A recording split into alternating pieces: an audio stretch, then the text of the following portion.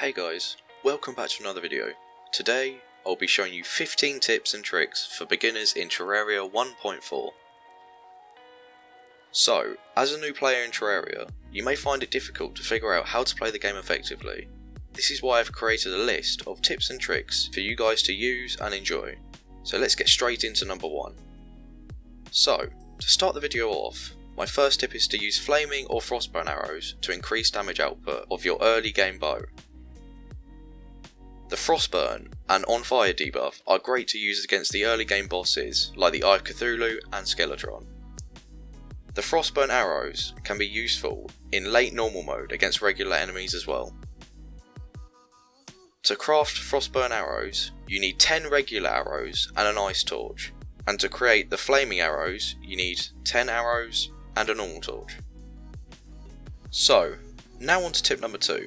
If you're in the need to find a floating island, just use meteorite shots from a gun or use the water bolt, which in the new update doesn't spawn above the dungeon guardian level, so you will need to defeat Skeletron first. Shoot upwards in the sky and wait a few seconds. If you don't see the shot, return to the ground after 10 seconds, then move 10 to 20 blocks in a different direction and then try again. Tip number 3 is to do most of your exploring during the day and mining during the night. This is to reduce the encounters you will have with enemies whilst you're exploring your world. Also, mining at night is a good use of time, as many players just sit around in their houses all night and do nothing, which is boring, and this time could be better used searching for ores. Tip number 4 is to use the money trough, safe and void bag if you have them. This is to increase the storage space you'll have when mining and exploring. The more inventory space you have, the less trips you'll have to take back to your home, which in turn will save you time and make your life much easier whilst playing Terraria. The void bag has a special ability that the other forms of storage don't have, and this is that the void bag has a chance to automatically pick up items after the player's inventory is full. The money trough has a 1 in 100 chance to be dropped from the drippler and the blood zombie during the blood moon. The safe can be bought from the merchant for 20 gold after Skeletron has been defeated, and finally, the void bag is crafted with 30 bones, 15 jungle spores and either 30 shadow scales or 30 tissue samples. On to the 5th tip, obtain Meteorite Armor. To get a meteorite to fall on your world, you need to defeat the Eater of Worlds or the Brain of Cthulhu on PC. For all other versions of Terraria, destroying a Shadow Orb or Crimson Heart will grant you a 50% chance for a meteor to fall the next night. Meteorite Armor is amazing for early game as it supplies your character with 16 defense and the ability to use the space gun infinitely without using mana. This gear can even be used to defeat the Wall of Flesh, and many players do this. Each piece of this armour set increases your magic damage by 7%, which in total equals a 21% boost. Tip number 6 is to use the gems you acquire whilst mining to create a hook. These items are very useful throughout your whole Terraria experience, as they help you get into high or awkward locations, such as high cave ledges, or to grapple to the ceiling to mine some more. Grappling hooks are used by players throughout the whole of the game, and this is why this one had to be on the list. Another quick tip to obtain gems quickly is to craft gem acorns. These special acorns can be used to grow trees, which drop gems when harvested, and these can be used to craft the gem hooks. Tip number 7 is to kill Skeletron and start your journey into the dungeon. This is a dangerous place, but the rewards you can receive are brilliant for this stage in the game. The Muramasa is a weapon which can be found in a locked golden chests in the dungeon. This weapon is used in the creation of the Knight's Edge Sword, which is a late normal mode weapon, but later on this is used in the crafting of the Terrorblade. Now on to the 8th tip, and this is to use pylons to teleport to other locations in your world. Pylons can be used to teleport your player to another pylon in the world, as long as there are at least 2 NPCs living next to each one.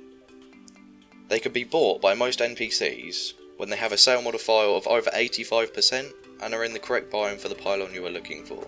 All pylons cost 10 gold coins, but the universal pylon costs 1 platinum coin. On top of that, only 1 of each biome pylon can be placed in each world. Tip 9 includes using a money trough or void bag to store potions, whether it be exploring, mining or fighting bosses, as it's important to have potions on demand. Tip number 10 is to use spelunka potions when trying to locate ores underground. This potion makes ores and chests appear to glow a yellow colour, which makes locating the ore you need super easy. Make sure you have a few of these potions though, as they run out in a matter of minutes. The spelunka potion can be made with the following: bottled water, blink root, moonglow and 1 gold or platinum ore. The potion can be crafted at either a place bottle or an alchemy table.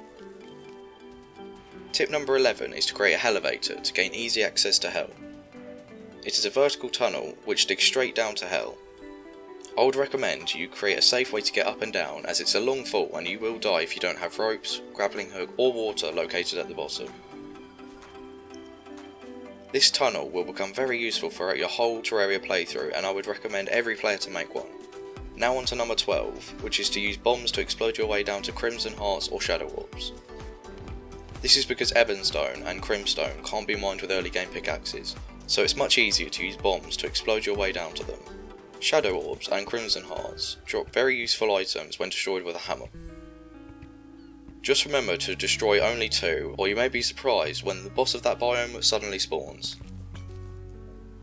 Tip 13 is to use an obsidian skin potion when mining hellstone, as this potion supplies your character with the obsidian skin buff, which makes your character immune to the damage of lava and fire blocks for 6 minutes.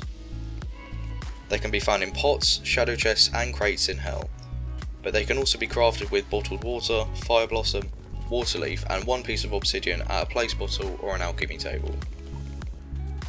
Tip 14 is to sell your old ores and items to NPCs for money. This is one of the best legitimate ways to make money in Terraria other than farming bosses. This method can be great if you are short on time and need the money as soon as possible. For the final tip of the video, it's pretty underwhelming but simple, but it's to plant trees back after you've cut them down. This makes it so the trees are already grown back for the next time you need to obtain wood, so you don't have to spend time waiting for another tree to grow or have to search for another. So that's all for today's video. If you did enjoy it, or if it helped you in any way, consider subscribing to the channel and turning on notifications so you don't miss a future upload. I really hope you did enjoy this video, and I'll see you in the next one.